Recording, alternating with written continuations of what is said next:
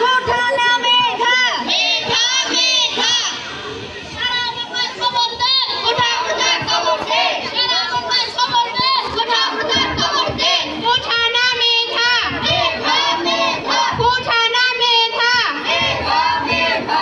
প্রিয় দর্শক মণ্ডলী, আমি মালিহা আছি যাত্রাবাড়ি ঢাকায়। আপনারা দেখতে পাচ্ছেন যে ছাত্রছাত্রীরা কোঠা বিরোধী আন্দোলন করছে। এই সম্পর্কে আমরা এখন একজনের কাছে কিছু জানতে চেষ্টা করব।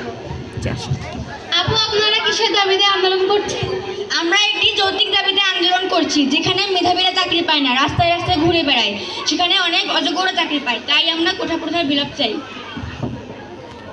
কোঠা না মেধা মেধা মেধা কোঠা না মেধা মেধা মেধা মেঘা কয় না মেধা কয় কোঠা প্রধান খবর দে সারা বাংলায় খবর দে কোঠা প্রধান খবর দে কোঠা না মেধা মেধা মেধা কোঠা না মেধা মেধা মেধা।